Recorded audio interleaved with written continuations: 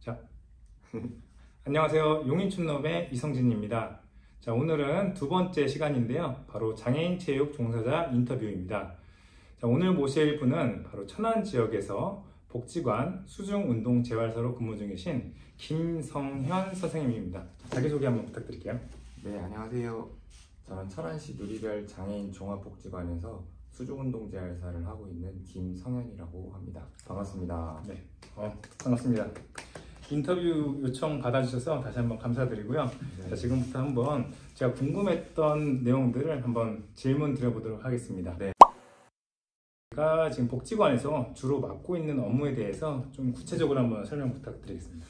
네, 저는 지금 복지관에서 장애인 복지관에서 근무를 하고 있고요. 그리고 장애인 복지관에서 이제 건강지원팀이라는 곳의 팀장을 맡고 있습니다. 그래서 저희 복지관은 치료사들이 한 12명 정도가 이제 있는데 언어치료사랑 미술치료사, 심리치료사, 그 다음에 특수교사, 인지치료사, 물리치료사, 작업치료사, 수중운동재활사 이렇게 해가지고 저희가 하고 있고, 그리고 이제 그 팀에서 하는 사업들로는 개별 치료나 아니면 수중운동 재활이 될 수도 있고, 그 다음에 사회 사업, 이제 건강 관련된 사업들을 진행을 하고 있습니다. 그래서 건강 관련 사업이라고 하게 되면은 이제 장애인분들 찾아가는 형태의 사회 사업 같은 것도 있고, 아니면은 행사성 사업 같은 것도 있고 해서 이제 치료사나 아니면은 수중운동 재활사가 수중운동 재활만 하는 게 아니고 사회 사업도 같이 하는. 그래서 요즘에 그 장애인 복지관 쪽에서도 패러다임 자체가 개별 치료만 하는 치료사를 원하기보다는 사회복지 사업 같은 거를 병행해서 같이 이제 협업하는 것들을 원하고 있어서 거기에 변화에 맞춰서 저희도 진행을 하고 있습니다. 네. 저는 수중운동재활사라고 이제 이야기를 들어서 담당 업무만 주로 하는 줄 알았는데 복지관에서 하는 업무들, 여러 가지 가지받기로 하는 업무들을 같이 참여하고 협업해서 하는 일들이 상당수 되나 보네요. 한 5년 정도만 했어도 그 치료 파트나 아니면 체육 파트에서 그 영역에 대한 것만 집중해서 진행을 해도 괜찮았던 것 같은데, 코로나 시점으로 좀 많이 바뀐 것 같고, 그리고 코로나가 되면서 이제 사실 저희가 직접 서비스를 할 수 있는 게 없으니까 비대면 서비스를 이제 아이디어 회의를 하거나 아니면은 그 복지사 선생님들이랑 같이 협업하면서 또 이게 좀 문화 자체가 바뀌었다 그래야 되나? 이 이제 수중재활이라고 하지만 체육 분과에서도 사실 체육만 하는 전문성도 되게 필요하지만은 영역에 따라서 근데 이제 결국에는 관리자, 그러니까 복지관에서의 관리자가 되기 위해선 아니면은 사업가가 되기 위해서는 좀 고루 관리할 수 있는 걸로 좀 영역을 넓혀야 되지 않을까. 그렇게. 다음 질문 한번 가보도록 하겠습니다. 네. 자, 그럼 수중운동재활사라는 정확히 어떤 업인지 구체적으로 좀 설명 부탁드려도 될까요? 수중재활사는 이제 수중의 특성을 가지고 이제 운동을 알려주는 거라고 좀 보면은 좀 쉽게 생각을 할 수 있을 것 같아요. 그래서 저희가 이제 수중이라고 하면은 물의 특성 있잖아요. 수온도 있고 수압도 있고 저항도 있고, 그 다음에 뭐가 있죠? 부력. 네, 맞습니다. 역시. 그래서 네 가지의 이제 특성을 가지고 저희가 그거를 장애 유형에 맞춰서 아니면 연령에 맞춰서 이제 저희가 지도를 해준다고 생각을 하면 될 텐데, 현재 제가 지금 진행하고 있는 장애 대상은 지체 내변변 대상으로 하고 있고 36개월 이상부터 성인을 대상으로 하고 있어요. 그래서 이제 내변변 지구나 아니면 근육병, 희귀병 친구들도 오고, 그 다음에 이제 중복장애 이제 있는 분들도 오고, 그 다음에 병원에 있다가 사고로 병원에 계시다가 이제 병원에 치료를 끝내시고 일반 이제 장애 등록을 하신 분들이 복지관에 대기를 걸으셔서 편마비 분들도 오시고, 그 다음에 저희가 주 대상은 이제 그렇게 되는 것 같아요. 그리고 복지관 자체 내에서 사회복지사 선생님들이 진행해주는 이제 지적장애인 성인 대상으로 하는 수중 활동 이런 식으로 해서 물 안에서 이제 근력 운동이나 이렇게 수중 보행, 아쿠아로빅 비슷한 거라든지 기초 수영 정도로 이렇게 진행하고 있습니다. 네. 번외적으로 하나 조금 더 여쭙고 싶은 게 있었는데요. 아까 제가 잠깐 선생님이랑 같이 수중운동재활실에 같이 내려갔었는데 수온이 굉장히 좀 따뜻하더라고요. 제가 느끼기에는 이 맨투맨 티 하나 입고도 덥다라고 생각이 들었었는데 혹시 그렇게 수온이 조금 높은 이유가 있을까요? 지금 현재 대상이 지체 내변변 대상으로 있다 보니까 사실 근육량도 적고 그리고 지방도 적고 그리고 움직임도 적다 보니까 실질적으로 물 안에서 있어야 되는데 물 안에 있었을 때 체온 유지가 안 돼서 체온이 이제 떨어지면은 떨고 그다음에 강직이 되기 때문에 실질적으로 저희가 원하는 그런 운동 같은 것들을 못 제한적으로 더 오히려 되기 때문에 수온을 이제 34도에서 37도 뭐 많게 8, 9도까지 올린다고 하는데 그렇게 했었을 때는 저희가 정말 이제 중증 강직도가 높은 1대1로만 하는 대상으로고 저희 같은 건 지체 내병변이기 때문에 34도의 온도를 가지고 충분하게 이제 이완이 되고 그 안에서 이제 많은 움직임이 없는 장애인 분들이라도 충분히 운동할 수 있는 온도라고 생각을 해요. 현재는 20개로 줄였고 네. 그리고 저는 이제 팀장이다 보니까 저희가 8개까지 줄여가지고 보통 평균 4개로 잡고 최대 많게는 6개까지 하루에. 네네네 네. 그렇게 하고 그 수업 자체가 꼭 1대1로만 이루어지는지 아니면은 지도자당 조금 그래도 그룹 수업, 소규모의 그룹 수업으로도 이루어지는지 더 궁금하거든요. 현재는 저희가 1대1 대기로 하고 있어요. 그러니까 1대1로만. 장애 유형이 현재는 하고 있는 장애 유형이 지체 내변변이다 보니까 이제 소그룹이라든지 하는 것도 쉽진 않더라고요. 그렇죠. 네. 그렇군요. 네, 잘 들었습니다.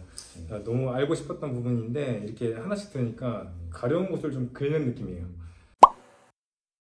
자, 다음 질문은 선생님께서는 이제 장애인 체육 관련 업을 하게 된 계기가 있으신지 또 계기가 있으시다면 그 시작 시기도 궁금하거든요. 네네.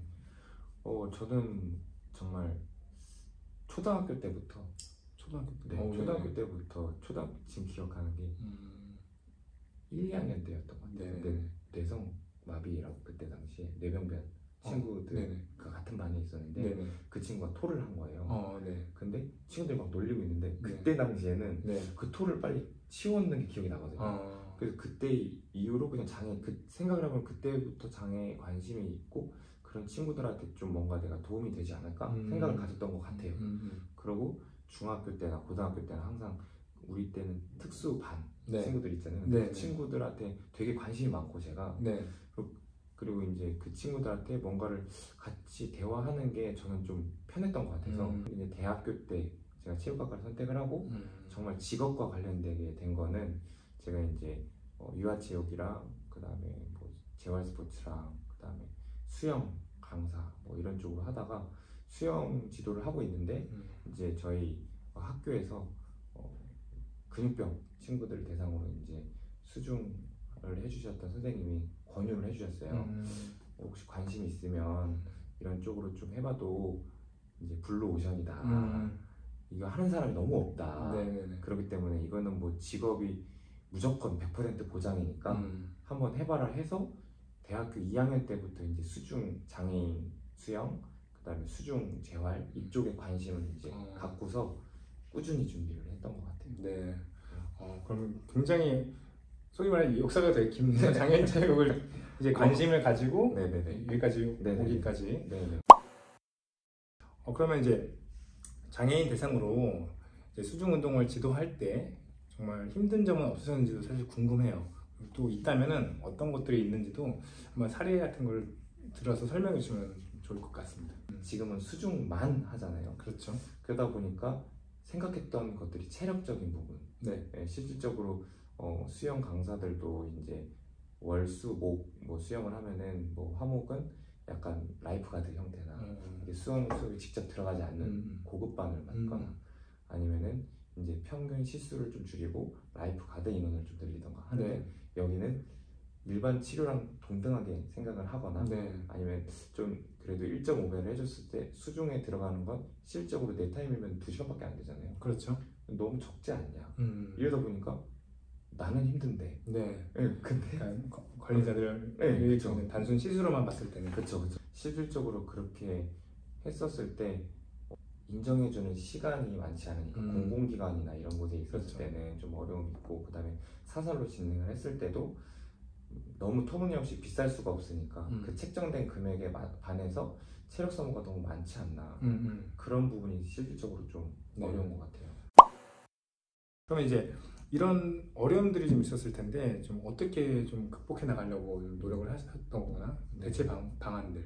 물에 들어가지 않는 방법으로 좀 기능 훈련이나 아니면 신체 활동, 건강 증진을 할 수 있는 방법을 좀 모색하는 걸로 이제 좀 대안으로 삼았고, 그리고 이제 한 번을 들어갔었을 때 여러 명을 할 수 있는 방법을 또 모색을 좀 하고 있고, 네. 그리고 또 이제 대관 형태, 네. 이제 수중 운동실에 대한 경영을 하면 좀 어떨까.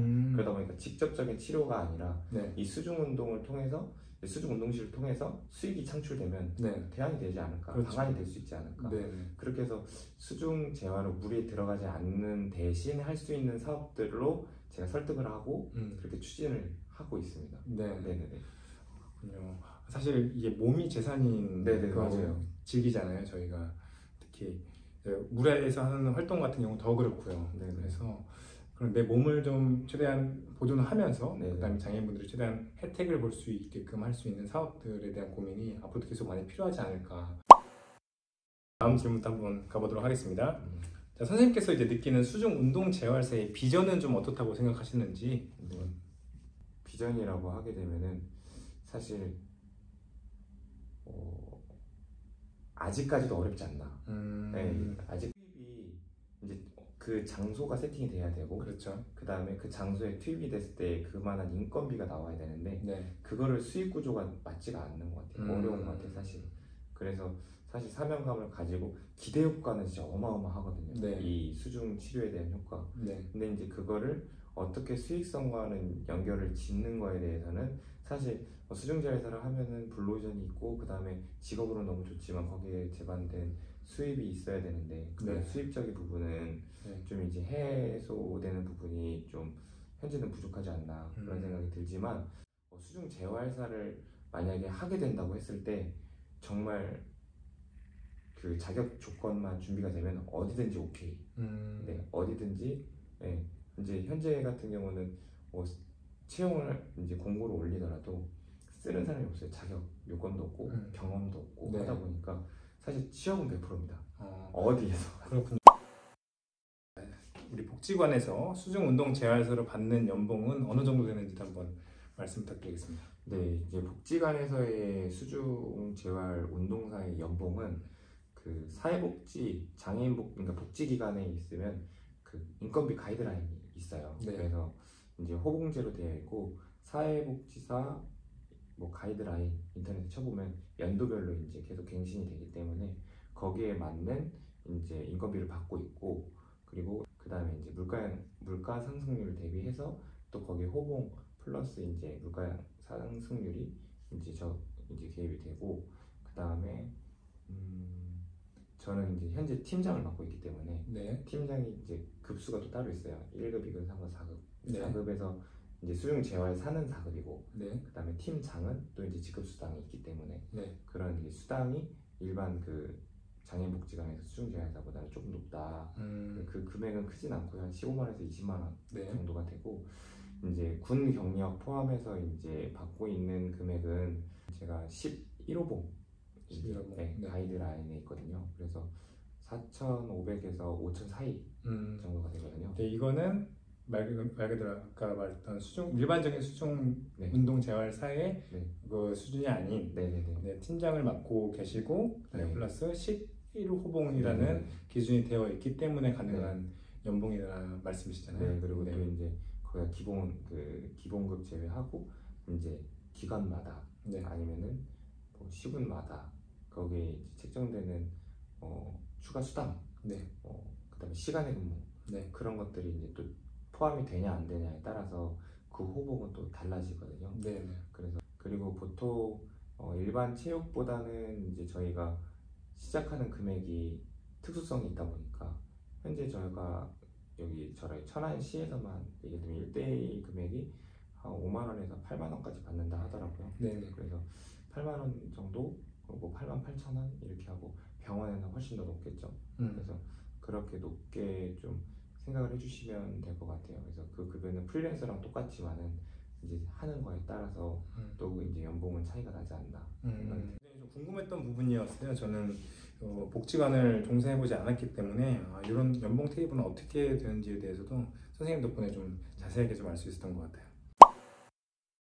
자, 수중 운동 재활사가 되기 위해서는 어떤 준비가 필요하다고 생각하나요? 예를 들어 자격증도 되고 네네. 다른 사실 이제 가장 기본적이었던 게 스포츠 지도사, 네, 그다음에 장애인 스포츠 지도사에서 네. 수중, 네, 수영, 수영, 네, 또 이제 서울장애인 종합복지관에서 하고 있는 그 와치1, 네, 베이직 와치, 와치1, 와치2까지 있고, 원래 ATRI나 IH랑 그다음 장애를 이해하는 장애 이해 정도와 네. 그리고 부모와의 상담 능력이라든지 그런 것들을 어떻게 면접을 통해서 걸러내는지 네네. 또 되게 궁금하거든요. 그 부분이 되게 딱 예리하게 찝어주셨는데 사실 채용에 관련된 부분이에요. 그래서 저희가 이제 어떻게 보면 되게 도움이 많이 되실 것 같은데 항상 그렇겠지만 자원봉사 네, 그리고 학교에서의 실습 과정들을 봅니다. 네, 그래서 이 경험들의 이게 스펙이라고 해서 어떤 자격도 될 수도 있지만 네. 그런 경험적인 게 정말 중요하거든요. 객관적으로 나와 있는 경험들. 네네.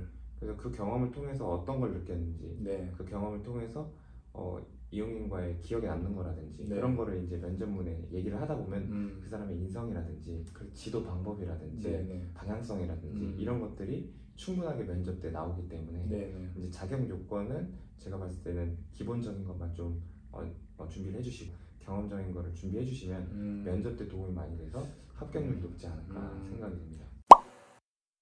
자, 이제 마지막인데요. 영상을 보게 될 이제 예비 수중 운동 재활사 분들에게 한 말씀 부탁드리겠습니다. 네, 일단은 수중 재활 운동에 관심을 가져준 거에 대해서 너무 감사를 먼저 드리고요. 그리고 저 이제 수영에 관련 그리고 수중 운동에 관심이 있으신 분들은 앞으로의 비전과 그리고 블루오션적인 것들이 무궁무진하고 그리고 거기에 대한 전문가가 될 수 있는 것들이 기회가 너무 널려 있어요, 사실. 그래서 국내에서도 사실 그 수중 재활 운동이라고 하는 분들이 현재 일하고 있는 분들이 많지 않기 때문에 어떻게 보면은 유일하다고 볼 수가 있는 거죠. 그러면은 필요한 사업이나 아니면은 필요에 의해서 필요하다면 정말 유일한 사람이 될 수 있지 않을까 하는 생각이 되기 때문에 그런 주인공이 될 수 있다고 충분히 생각이 들어져서 수중 재활 운동이라는 것을 시도해 보게 된다면 꼭 준비를 해보실 수 있도록 했으면 좋겠고요. 네, 오늘 좋은 말씀 너무 감사드립니다. 자, 오늘 소개한 수중 운동 재활사 김성인 선생님, 사실 제 개인적인 좀 궁금증, 이 직업 자체에 대한 궁금증 때문에 인터뷰를 요청드렸었고 그에 따라서 준비한 질문들을 성실하게 답변해 주셔서 너무 감사했던 시간이 아닌가 싶습니다.